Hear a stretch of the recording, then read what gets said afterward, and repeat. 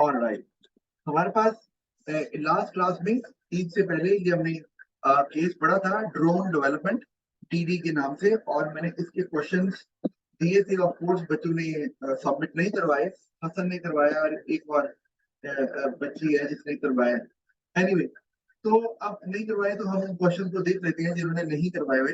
अब मैं यहाँ पे आपको आपसे पूछ लेता हूँ या मैं सॉल्व कर देता हूँ क्वेश्चन। केस हम कर चुके नहीं, तो मैं डायरेक्ट सवाल पे ही आऊंगा। अब आप ये सवाल देख रहे हैं ए पार्ट 1। तो जैसे आपको बताया कि अब आपको डेफिनेशन का क्वेश्चन नहीं आएगा ए पार्ट 1, वो आपको एक नंबर का क्वेश्चन होगा जैसे मैंने किया है। तो कंप्यूटर एडेड डिजाइन की डेफिनेशन नहीं पूछेंगे, वो कहेंगे कोई एडवांटेज बता दें, कोई फीचर बता दें। तो आइडेंटिफाई करना है आपने one advantage of computer aided design. तो अगर मैं इसको कोई लिखना चाहूँ तो मैं क्या लिख सकता हूँ यहाँ पे, क्योंकि अब आप गौर करो तुम्हारा वर्ड क्या है, आइडेंटिफाई। इसका मतलब है कि नॉलेज का तो नंबर है एक, but it does not require any kind of development. आपको शायद एक सेंटेंस भी नहीं लिखना। तो अगर मैं यहाँ लिख देता हूँ, लेट्स से ये लिख देता हूँ हायर प्रोडक्टिविटी, तो सर मेरी बेटर बात कंज्यूमर सेटिस्फेक्शन। वो कैसे, बात सुनो। असल मैंने थोड़ा आपको डायरेक्ट बताना है तो कंप्यूटर एडेड डिजाइन जो है ना, वो प्रोडक्ट नहीं बनाता, वो डिजाइन बना के देता है। कॉस्ट कम लगती है तो फिर प्रोडक्शन में हेल्प मिलती है। बहरहाल कंप्यूटर एडेड डिजाइन से आप मल्टीपल डिजाइन बना सकते हैं, ये बात सही है। बहरहाल इनडायरेक्टली कह सकते हैं, वहां तक जा सकते हैं। लेकिन अगर आप ये कहें ना higher efficiency, higher productivity, lower cost, better design of the product, तो ये समझ आती है, ये ज्यादा बेहतर है क्योंकि ये डायरेक्टली लिंक कर रहा है। क्योंकि कंप्यूटर एडेड डिजाइन का ताल्लुक प्रोडक्शन के साथ नहीं होता, प्रोडक्शन से पहले जो डिजाइन की डेवलपमेंट होती है उसके साथ होता है। तो आपको अगर हायर प्रोडक्टिविटी लिखोगे तो आपको एक नंबर आसानी से मिल जाएगा। अच्छा, आगे चलते हैं। आगे हमारे पास है explain the term primary research. ये जैसे कि हमें नजर आ ही रहा है, मैंने आपको बताया हुआ है 3 नंबर का क्वेश्चन है, 1 नंबर नॉलेज का है और 2 नंबर जो है वो एप्लीकेशन के हैं, लेकिन लेवल 2 पे जाना पड़ेगा। अच्छा, इसके ना 2 तरीके। अब आप कहे सर इसमें तो खाली प्राइमरी रिसर्च लिखा हुआ है, तो ये तो एक कॉन्सेप्ट है, हम इसमें कॉन्टेक्स्ट कैसे डालें। अच्छा, कॉन्टेक्स्ट चूंकि P2 है तो कॉन्टेक्स्ट आप डाल सकते हैं या तो केस स्टडी में कुछ लिखा हुआ है उससे रिलेट कर दें, या अगर आप प्राइमरी रिसर्च को डेवलप करके उसका कोई फायदा बता रहे हैं प्राइमरी रिसर्च का, तो उसको भी वो एप्लीकेशन मान लेगा। क्यों? क्योंकि यहाँ पर सिर्फ एक कॉन्सेप्ट के बारे में बात की गई, तो ये एक प्रॉपर क्वेश्चन नहीं है 8 या 12 वाला। अच्छा, बहरहाल मैं आपको ना इसको चूंकि नहीं हुआ हुआ, तो मैं आपको यहाँ पर ना इसको लाइव सॉल्व करके दिखा देता हूँ। इसको मैं उठा लेता हूँ यहाँ से क्वेश्चन को।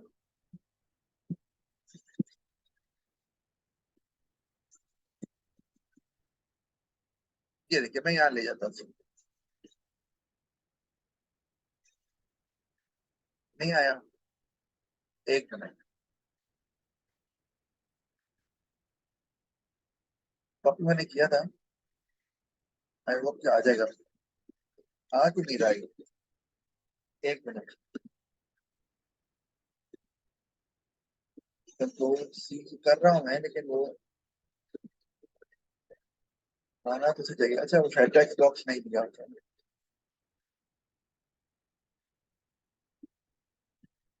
ठीक, ये आ गया। ठीक है जी, 3 नंबर का क्वेश्चन है हमारे पास, इसी को यही सॉल्व कर लेते हैं इसको। अच्छा, ये है जी 3 नंबर का क्वेश्चन। ठीक है जी, नंबर आपको पता है पहले ही, तो हम इसको सॉल्व करते हैं और मैं कलर करूंगा ताकि आपको ज्यादा अच्छे से समझ आ जाए, और क्लैरिटी आपको उसमें मिल जाएगी। मैं लिखता हूँ, मैं पहले डिफाइन करूंगा ऑफ कोर्स, क्योंकि नॉलेज का नंबर तो लेना है ना मुझे। तो मैं कहता हूँ जी, अच्छा इसको थोड़ा सा ना, 12 ठीक है, ये यहाँ से मैंने कहा थोड़ा लार्ज करना है।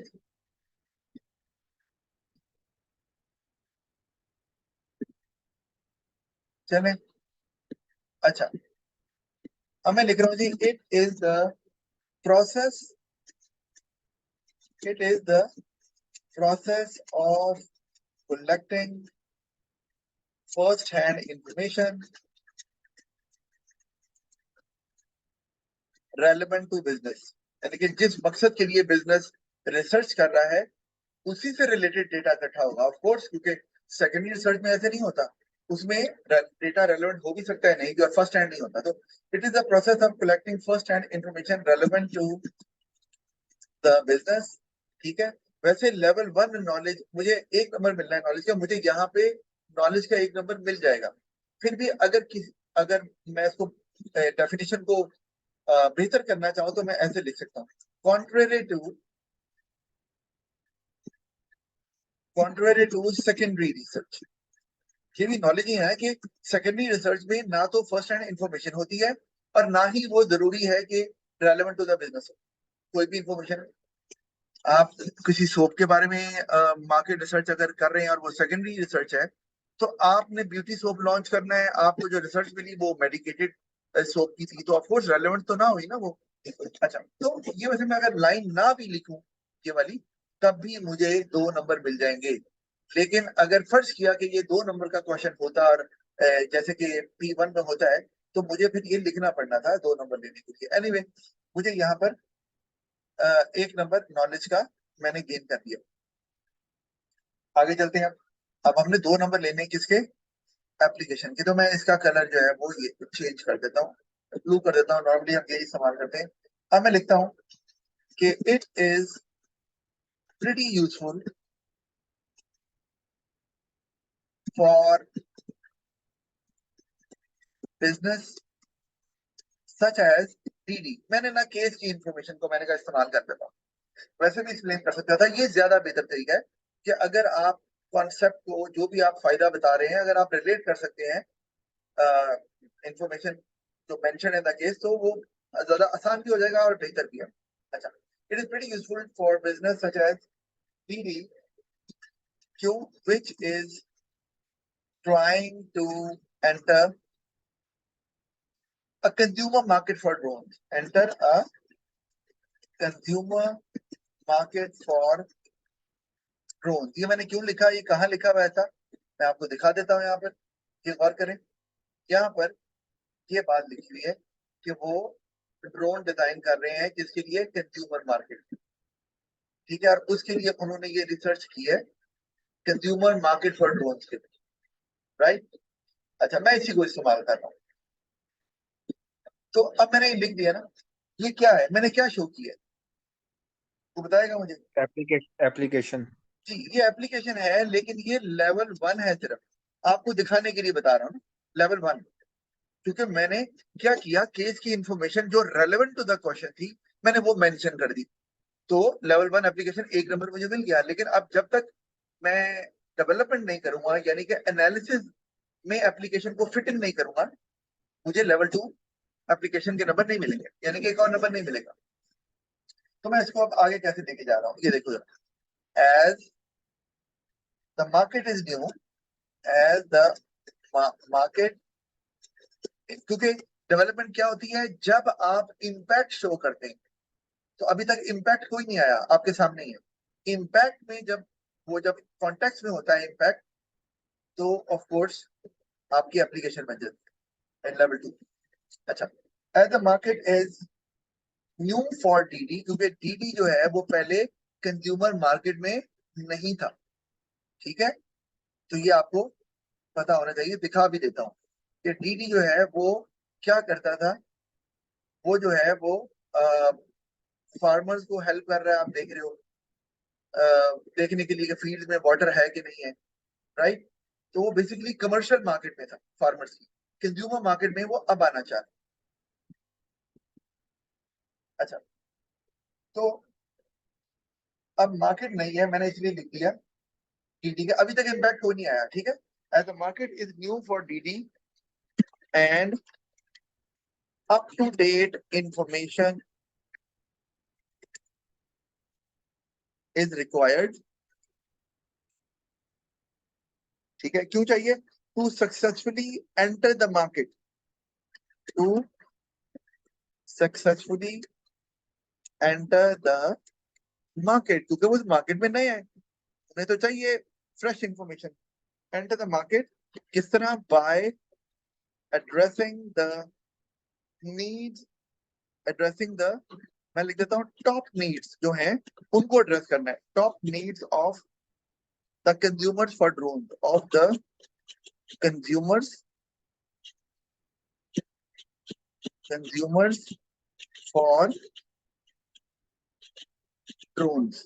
ठीक है, आपको चाहिए such as table 1.1 shows that consumers rate that consumers rate performance, consumer, थोड़ा सा लंबा हो गया लेकिन आपको बताने के लिए ताकि आपको ज्यादा अच्छे से समझ आए और आप इसको 12 वाले क्वेश्चन में अच्छी तरह से लिख सको। अच्छा, as table 1.1 shows that consumers rate performance as their highest order need, as their highest order need। अच्छा, ये बात खत्म कर दी, मैं आगे नहीं जाना क्योंकि हमें बहुत लंबी चेन बनानी नहीं है, क्योंकि एनालिसिस के तो नंबर है ही नहीं, नंबर तो एप्लीकेशन के हैं। एक भी इंपैक्ट शो कर दें और एप्लीकेशन उसमें हो तो आपको लेवल 2 पे पहुंच जाएंगे। ये हम चले गए कहां पर? Level 2 application. कैसे पता चला ये लेवल 2 एप्लीकेशन है? इंपैक्ट कहां पर है बताओगे मुझे? कहां पर इंपैक्ट दिखाया मैंने?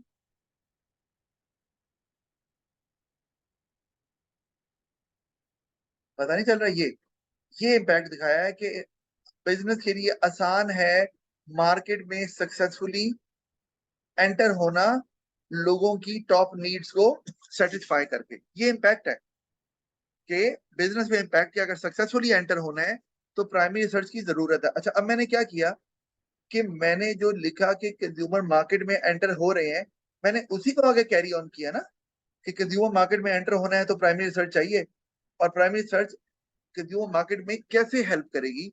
मैंने वो इंपैक्ट बताया कि सक्सेसफुली एंटर होने में हेल्प करेगी, तो इंपैक्ट आ गया। इंपैक्ट आया तो ये आ गई लेवल 2 एप्लीकेशन। हमें यहाँ पर 3 में से 3 नंबर आसानी से मिल गए। आगे चलते हैं। अच्छा, आगे अगला भी क्वेश्चन था वायरल। हम बी पार्ट 1 पे चलते हैं। अच्छा, मैं टेबल 1.1 दिखा दूं आपको पहले। ये देखो, मैंने स्टार बनाया हुआ आपके सामने, बना हुआ ना स्टार। तो ये क्या शो कर रहा है? वही कि परफॉर्मेंस को सबसे ज्यादा रेट किया गया, यानी कि टोटल लोग कितने हैं? 30 पता चल रहा है। तो क्वाइट इंपॉर्टेंट कह रहे हैं 0, अनइम्पोर्टेंट कह रहे हैं 0। 30 के 30 लोग क्या कह रहे हैं? भाई परफॉर्मेंस इंपॉर्टेंट है। तो इसका मतलब है सबसे ज्यादा जो लोग कह रहे हैं हाईएस्ट ऑर्डर उनकी नीड यही है कि परफॉर्मेंस अच्छी हो। मैंने इसी को यूज किया। ठीक है, राइट। तो डेवलपमेंट में इस्तेमाल किया ना एप्लीकेशन को। अच्छा, अब आगे चलते हैं। तो आगे हमारे पास आ जाता है जी ये वाला क्वेश्चन। बी पार्ट 1 को देखें। Refer to table 1.1, calculate the total percentage of consumers who stated that ease of use is either important or quite important। उनकी परसेंटेज निकालें कि जो ये लोग कह रहे हैं उनकी क्या परसेंटेज बनती है आउट ऑफ टोटल कंज्यूमर्स में से। तो अभी देख लेते हैं 1.1 जो कह रहे हैं इंपॉर्टेंट और क्वाइट इंपॉर्टेंट, तो हमें नजर सर आ ये रहा है। सवाल मैंने किया।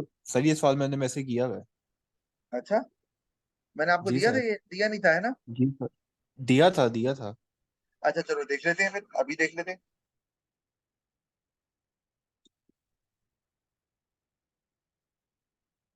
जी, ये आपने अच्छा 12 का अटेम्प्ट किया है और 12 के बाद अच्छा ये आपने अटेम्प्ट किया है, और फिर लिमिटेशन वाला भी किया हुआ। ओके जी, इन्होंने क्या किया है? 20/30 × 100। इन्होंने ये आंसर निकाला है जो कि इनका आंसर जो है वो बिल्कुल ठीक है। और कैलकुलेशन वाले क्वेश्चन में आपको सिर्फ आंसर ही निकालना होता है, आपको पूरे नंबर मिल जाएंगे। आप स्टेप्स कर रहे हैं नहीं कर रहे हैं डज नॉट मैटर। हाँ, अगर गलती हो रही है तो फिर स्टेप्स के नंबर मिल जाएंगे, आंसर के नहीं मिलेंगे। और अगर आपने स्टेप्स नहीं किए हुए तो फिर गलत है तो फिर 0 नंबर मिलेगा। ये फायदा जरूर है स्टेप्स का। अच्छा, इन्होंने ये 20/30 कैसे निकाला है वो हम देख लेते हैं जल्दी से। ये देखें कि ईज ऑफ यूज की अगर बात करें तो कितने कस्टमर जो है वो इंपॉर्टेंट कह रहे हैं, हमें नजर आ रहा है 18। और क्वाइट इंपॉर्टेंट कितने लोग कह रहे हैं, 2। तो 18 प्लस 2 20 हो गया। तो टोटल कस्टमर कितने हैं, 30 हमें नजर आ रहा है। कैसे पता चला, जमा करके देख लो। 18 प्लस 2 प्लस 10 30 बना ना। तो ऑफकोर्स 20/30 इंटू 100 कर देंगे, वही उन्होंने किया और उनका आंसर बिल्कुल सही आ गया। तो ये अगर हम नंबर इसमें से देखें तो कितने नंबर का क्वेश्चन था ये था जी 3 नंबर का क्वेश्चन। तो हसन को 3 में से 3 मिल जाएंगे, बिल्कुल सही। अच्छा, आगे अगर चलते हैं तो आगे क्वेश्चन क्या है जी। अब बी पार्ट 2 को देखिए आप। बी पार्ट 2 आ गया हमारे पास। Explain one possible limitation of the marketing directors primary research. अब ये भी 3 नंबर का क्वेश्चन है, 1 नंबर नॉलेज का है, 2 नंबर एप्लीकेशन के हैं लेवल 2। और वन पॉसिबल लिमिटेशन, एक लिमिटेशन बतानी है, 2 नहीं बतानी है, उसका कोई फायदा नहीं।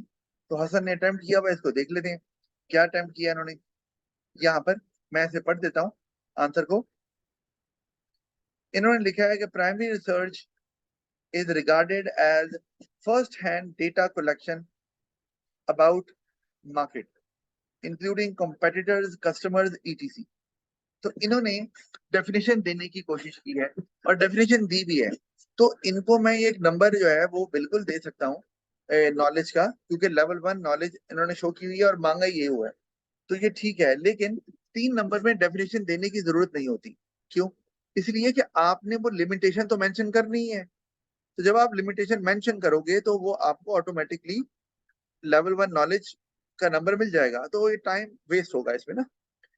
तो आप वैसे तो ठीक है, नंबर लेवल 1 मैं कहूं अगर नॉलेज लेवल 1 आपको मिल गया, फाइन, लेकिन जरूरत नहीं थी। अच्छा आगे देखते हैं। अब आप आगे लिख रहे हो मार्केटिंग डायरेक्टर यहां से has only as 30 people which might be small representation or from target population of drones। from नहीं लिखना, of target population of drone, बिल्कुल सही है कि बहुत ही कम लोगों से पूछ रहे हैं जो शायद जो ड्रोन लेना चाह रहे हैं लोग उनको सही से रिप्रेजेंट ना करें। तो आगे लिखा है which might lead to inaccurate result of research, क्योंकि वो रिप्रेजेंट नहीं करेंगे ना, 30 लोग हो सकता है सारे लोगों को रिप्रेजेंट ना कर पा रहे हो। तो might cause marketing director to make inaccurate, ये ऊपर ही आ गया, 1 मिनट।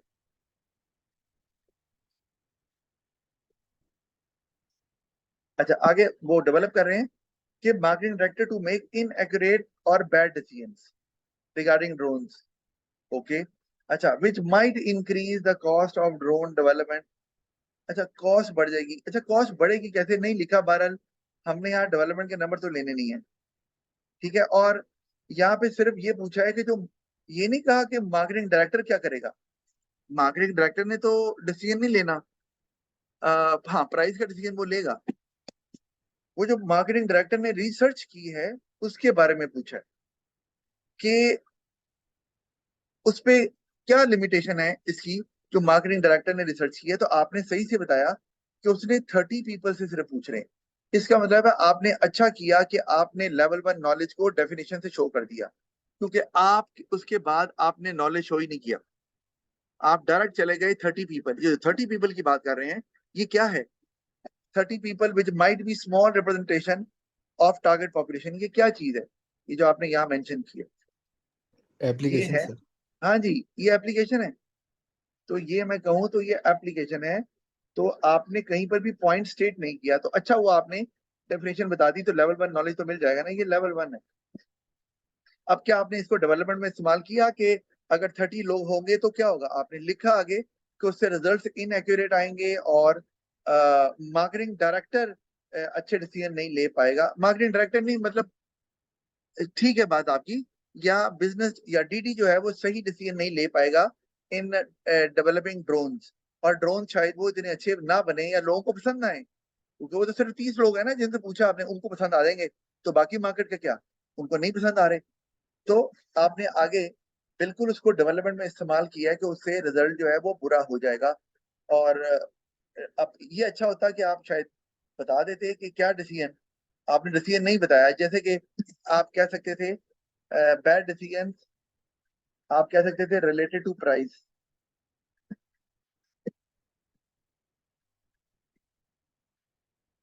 ठीक है, और वो कस्टमर को शायद प्राइस ज्यादा लग रही है, बट किया, तो उस हिसाब से आप फिर लिख सकते थे कि वो प्रोडक्ट जो है ना वो शायद जो कस्टमर्स हैं वो परसीव ना करें एज अ गुड प्रोडक्ट या गुड वैल्यू फॉर मनी।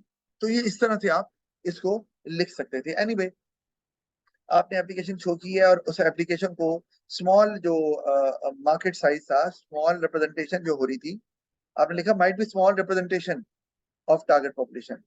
तो आपको यहाँ पे लिख सकते थे इनएक्यूरेट रिप्रेजेंटेशन, वो ज्यादा बेहतर था, या might not be true representation. ये स्मॉल रिप्रेजेंटेशन कुछ समझ नहीं आ रही, मार्केट साइज स्मॉल है, तो माइट बी, आप कह लो might not be true, not be true representation of target population of drones. अब समझ आ रही है। और नीचे आपने कहा उससे बैड डिसीजन हो सकता है, तो मैं आपको यहाँ पर एप्लीकेशन, चूंकि आपने बैड डिसीजन की बात की आगे, हो सकता है क्या बैड डिसीजन ये आप नहीं बता रहे, तो थोड़ा सा इशू ये कि थोड़ी क्लैरिटी दे देते कि क्या चीज बनाना चाह रहे हैं आप, मतलब वो डिसीजन क्या होगा। इम्पैक्ट तो बता रहे हो आप, लेकिन वो इम्पैक्ट की क्लैरिटी नहीं आ रही। आपने लिखा इनएक्यूरेट रिजल्ट आएंगे, अच्छा ठीक है, तो रिजल्ट तो इनएक्यूरेट आ गए, उससे इम्पैक्ट क्या आएगा, बैड डिसीजन। बताते ना कोई इन टर्म्स ऑफ सेल्स वगैरह वो नहीं है, तो मैं आपको 2 नंबर ही दूंगा, क्योंकि इम्पैक्ट आपका वाजे नहीं है इतना। तो लेवल 2 एप्लीकेशन आपने कोशिश की लेकिन पहुंचे नहीं वहां पर, ट्राई आपने जरूर किया। अच्छा मैं इसको ना थोड़ा बेहतर कर देता हूँ बताने के लिए, जो आपने मेंशन किया, let me do it for you. 1 minute, इसी सवाल को मैं यहाँ पर हैंडल करता हूँ।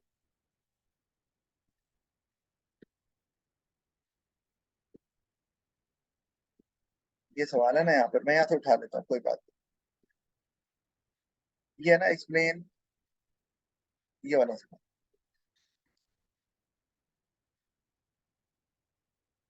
कोशिश करता हूँ जल्दी से इसको अटेम्प्ट कर लूँ, ताकि आपको और अच्छे से समझ आ जाए कि किस तरह से इसको इस्तेमाल करना है। अच्छा जी, अब मैं चूंकि मैं अब डेफिनेशन नहीं लिखूंगा जैसे मैंने आपको बताया, मैं डायरेक्ट सवाल शुरू करूंगा, डायरेक्ट लिमिटेशन बताऊंगा। तो चूंकि मैंने नॉलेज शो कर दी है, मैं इसे रेड कलर में ही लिखता हूँ, इसको मैं खैर ब्लैक कर देता हूँ।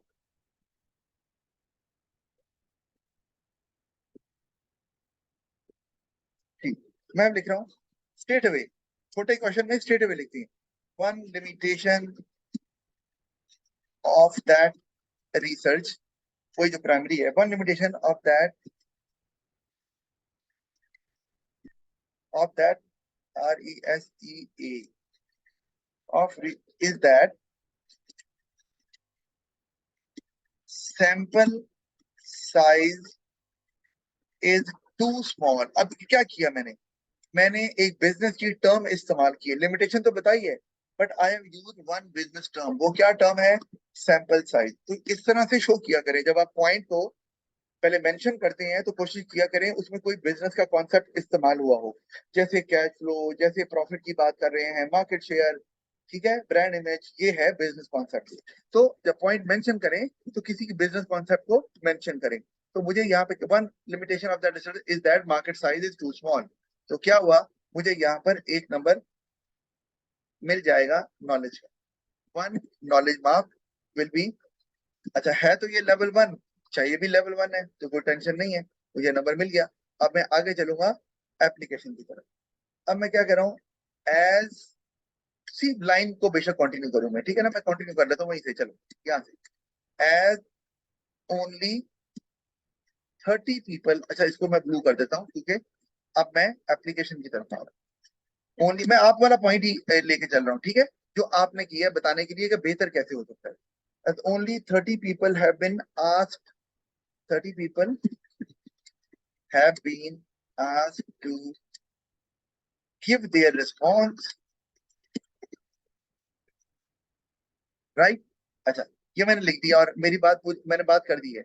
अच्छा अब ये क्या है, ये है information is relevant information has been mentioned in the answer, ठीक है।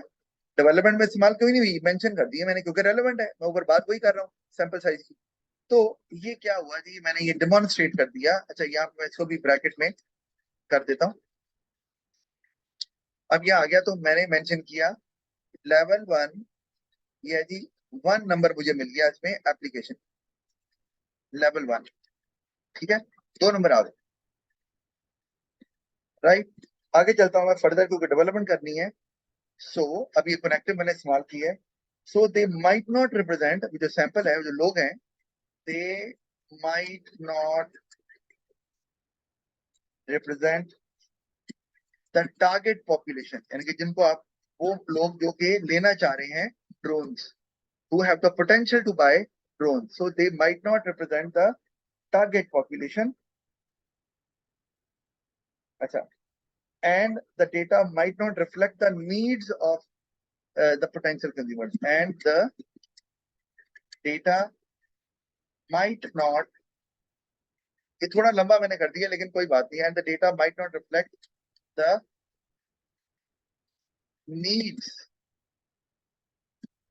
of the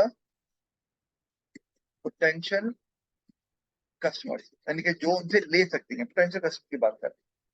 अच्छा ये तो हो गया। ओके, अभी तक इम्पैक्ट क्या आया, इम्पैक्ट नहीं आया अभी ना, अब आएगा। देखो कॉन्सिक्वेंटली, और इम्पैक्ट क्लैरिटी से बताना है। Drone produced based on the data, drones produced या manufactured, produced based on such data might be poorly perceived by the potential consumer, by the potential consumers, leading to failure। अब clarity दे दी ना मैंने आपको कि भाई उनको शायद, जो पोटेंशियल कंज्यूमर्स हैं उनको वो पसंद ही ना आए ड्रोन। ठीक है, तो अब यहाँ मैं ये भी लिख देता हूँ कि consequently design of the drone, मैं ऐसे लिख देता हूँ। ठीक है, या चलो डिजाइन ही लिख देता हूँ, design of the drones produced based on such data might be poorly perceived by the potential consumers, उन्हें ना पसंद आए और फेलियर हो गया। तो ये मैंने अब क्या किया, इम्पैक्ट शो कर दिया। जैसे इम्पैक्ट शो किया, कौन सा इम्पैक्ट शो किया है, उसी बेस पे कि सैंपल साइज छोटा है, सैंपल साइज को ही आगे लेके मैं गया हूं।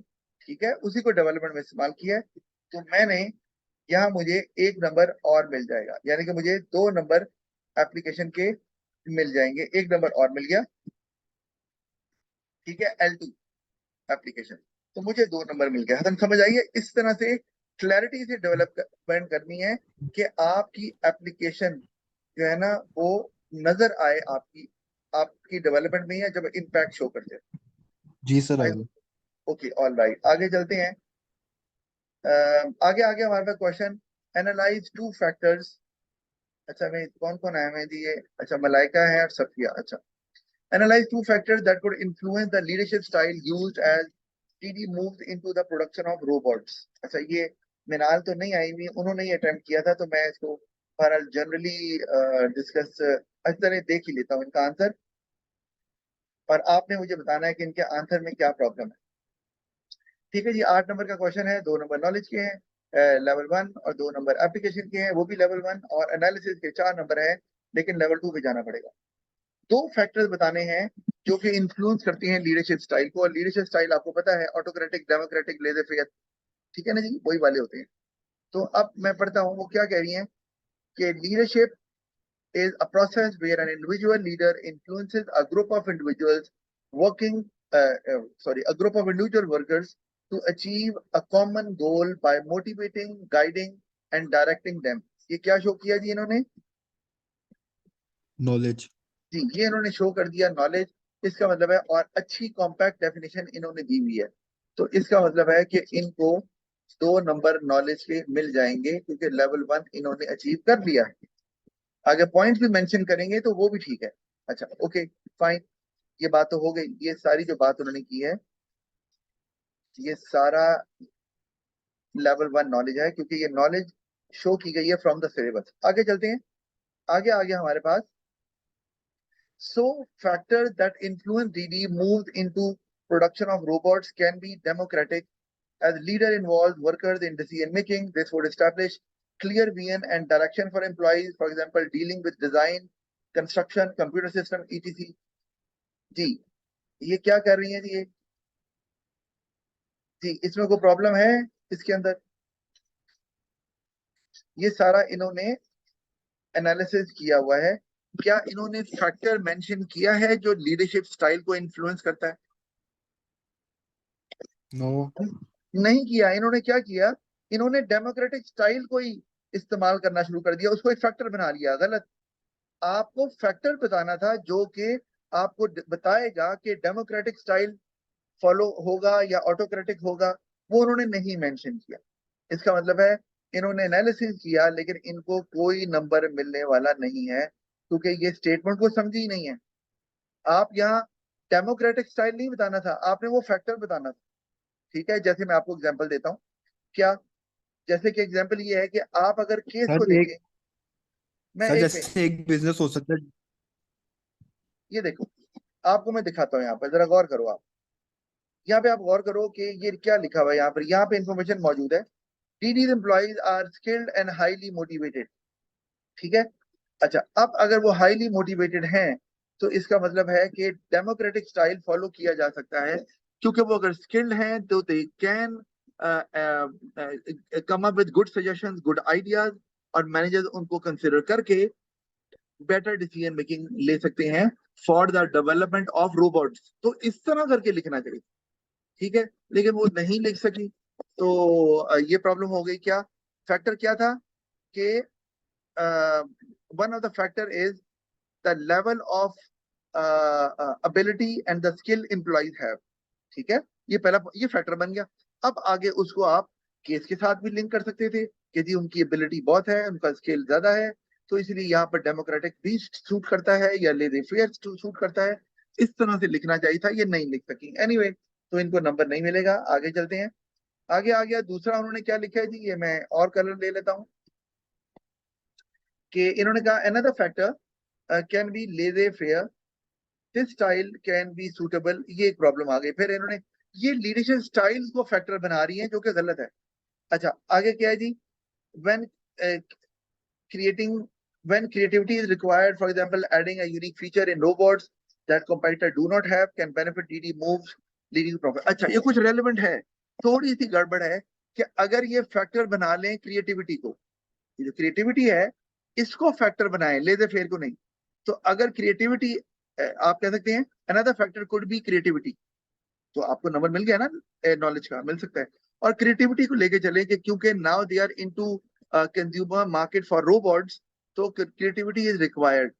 तो for that it might help business to develop या to incorporate such features in making robots which might be more liked by the people there. तो इस तरह से लीडिंग टू हायर प्रॉफिट। तो इन्होंने डेवलपमेंट तो शो की है, क्रिएटिविटी है, लेकिन फैक्टर लेजे फेयर को नहीं बनाना भाई, क्रिएटिविटी को बनाना है। तो इस तरह से चलना है। तो बहरहाल, लेकिन ये लिंक बन गया है। चले, क्रिएटिविटी को पहले होना चाहिए था और लेजर फेयर को बाद में लिखना चाहिए था, लेकिन किसी हद तक रेलेवेंट है, डेवलपमेंट भी हुई नजर आ रही है। अच्छा, डेवलपमेंट जो है वो क्या लेवल 2 की है, जरा गौर करो। इन्होंने कहा क्रिएटिविटी जहां रिक्वायर होती है वहां लेजर फेयर काम आता है। अच्छा, तो उससे यूनिक फीचर ऐड कर सकते हैं जिससे बेनिफिट क्या होगा, लीडिंग टू प्रॉफिट। तो इनका जो इम्पैक्ट है वो भी एक है, प्रॉफिट। इसका मतलब है कि लेवल 1 एनालिसिस से आगे ये नहीं जा सकते। इसका मतलब है कि इनको सिर्फ 1 मार्क यहाँ मिलेगा इसका। ठीक है, लेकिन इन्होंने एप्लीकेशन भी शो की भी है। ठीक है, तो लेवल 1 एप्लीकेशन का नंबर भी इनको मिलता है। राइट, तो इसका मतलब इससे ज्यादा नहीं मिल सकता। तो इसका मतलब है 1 नंबर एनालिसिस का, 1 एप्लीकेशन का, और नॉलेज के 2 नंबर पहले ही मिल गए थे, तो इनको नंबर जो है वो मिलेंगे कितने, 4। क्योंकि ये लेवल 2 एनालिसिस से नहीं जा सकी और एक ही जगह एनालिसिस किया तो एक ही नंबर मिला। एप्लीकेशन का भी एक ही नंबर मिला और नॉलेज के 2 मिले, इस तरह से। तो बहरहाल आपको समझ आ गई है कि सवाल को कैसे एड्रेस करना था। तो पेपर में सवाल को पहले समझ लेना है कि सवाल क्या क्या रहा है और उसके बाद अटेम्प्ट करना है, वरना ये वाली प्रॉब्लम आ जाएंगी। ऑलराइट, आगे चलते हैं अगले सवाल के ऊपर। तो अगला सवाल क्या है जी हमारे पास, वो देख लेते हैं।